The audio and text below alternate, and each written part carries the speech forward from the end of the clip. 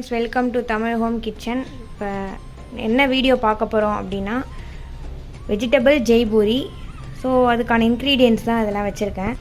இது வந்து 3 தக்காளி அப்புறம் முந்திரி பருப்பு 10 போட்டு நல்லா மிக்சியில் கிரைண்ட் பண்ணி வச்சுருக்கேன். தேவையான பொருட்கள் என்னென்னு பார்க்கலாம். கேப்சிகம் வந்து 1 கப்பு, கேபேஜ் வந்து 1 கப்பு, ஒரு கேரட்டு, அப்புறம் 10 பீன்ஸு. இதெல்லாம் நம்ம நல்லா நீல வாக்கில் கட் பண்ணி வைக்கணும்.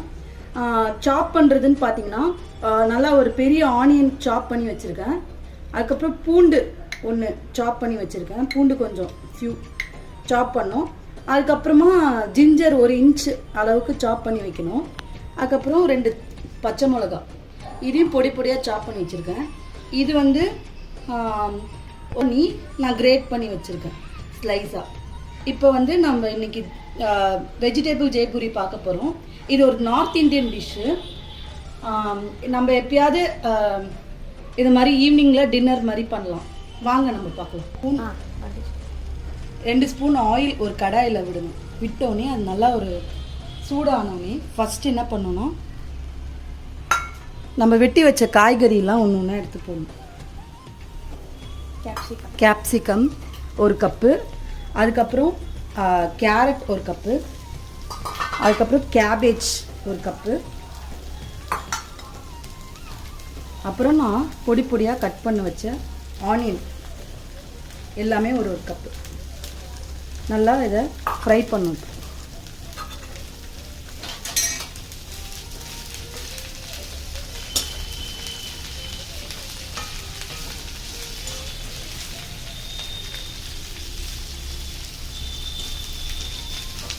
இப்போ வந்து இதில் நம்ம ஒரு 1/2 ஸ்பூன் சால்ட்டு போடணும். ஏன்னா அப்போ தான் கொஞ்சம் நல்லா ஓரளவு வெந்து. இதில் ஒரு 1/2 ஸ்பூன் இது சால்ட் போடுறேன்.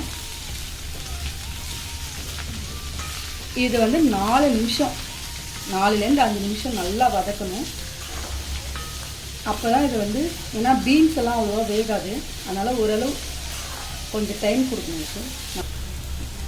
இது மாதிரி 4 to 5 மினிட்ஸ் நல்லா வதக்கி தண்ணி எடுத்து வச்சுக்கணும். திரும்ப கடாயை நல்லா சூடு பண்ணிவிட்டு இதில் 2 டீஸ்பூன் இது கீ ஆட் பண்ணணும். கீ ஆட் பண்ணிவிட்டு நல்லா கொதிக்க வைக்கணும்.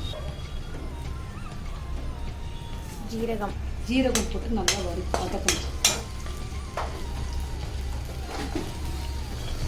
சில்லி போடணும், ரெட் சில்லி. இது 3த்தையும் நல்லா போட்டு வதக்கணும். வதக்கிட்டு இப்போ நான் சாப் பண்ணி வச்சுருந்த பச்சை மிளகா 2 வச்சுருந்தேன், அது பூண்டு குட்டி குட்டியாக சாப் பண்ணி வச்சுருந்தேன், அதெல்லாம் இந்த ஸ்டேஜில் போடணும். அதுக்கப்புறம் ஜிஞ்சர், ஏன்னா பூண்டும் பச்சை வாடை போடுற அளவுக்கு நல்லா வதக்கணும். அதனால தான் இதை தனியாக ஃப்ரை பண்ணுறேன்.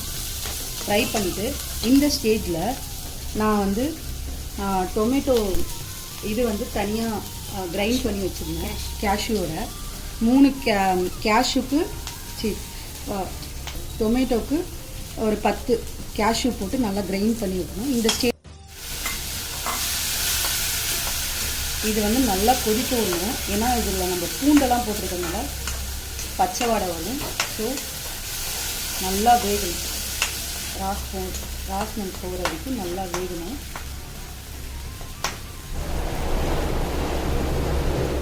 ஓரளவு நல்லா வதங்கிடுச்சு. இந்த ஸ்டேஜில் நான் என்ன பண்ண போகிறேன், காஷ்மீரி சில்லி 1 ஸ்பூன் போடணும் கலருக்காக. அப்போ தான் கிரேவி வந்து இந்த கலர் நல்லா என்ஹான்ஸ் பண்ணி கொடுக்கும். நெக்ஸ்ட்டு வந்து கொரியாண்டர் பவுடர் 1 ஸ்பூன் போடணும்.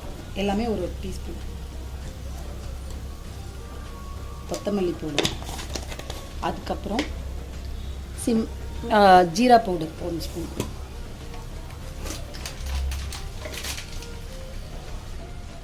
ஒரு 1/2 ஸ்பூன் ஜீரா போட்டு இந்த ஸ்டேஜில் நல்லா வதக்கணும். ஸ்டேஜில் நல்லா வெடிக்கும். அதனால் ஒரு 1/2 டம்ளர் இதில் தண்ணி ஊற்றணும். தண்ணி ஊற்றி நல்லா கொதிக்க வைக்கணும்.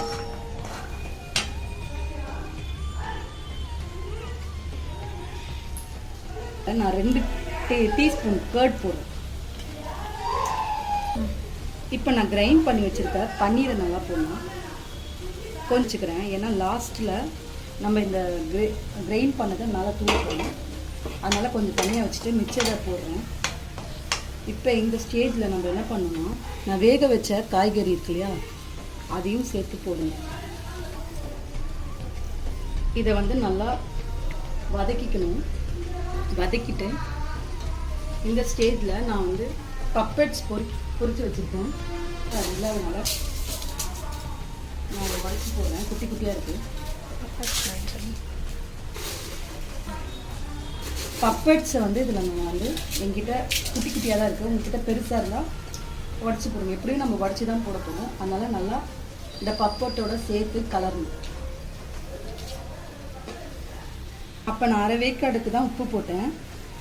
இப்போ இதுக்கு தேவையான அளவு உப்பு போடணும். உப்பு போட்டு நல்லா கலரணும்.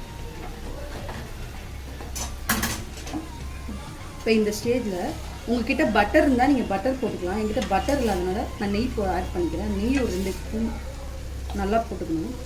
போட்டுட்டு நல்லா கலரணும்.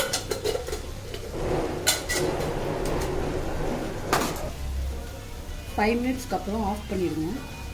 நான் இதை வந்து ஒரு பவுலில் ட்ரான்ஸ்ஃபர்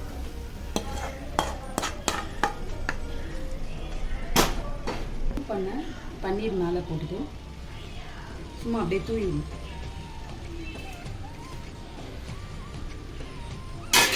கொத்தமல்லியை நல்லா பொடி பொடியாக கட் பண்ணி பன்னீர் போட்டுட்டு கொத்தமல்லி நல்லா தூவிட்டு அதுக்கப்புறம் நான் பொரிச்சு வச்சுருந்த பப்படை மேலே இந்த மாதிரி வச்சு சர்வ் பண்ணால் veg Jaipuri ready.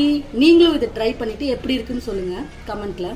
So follow, subscribe and share for more videos. Bye.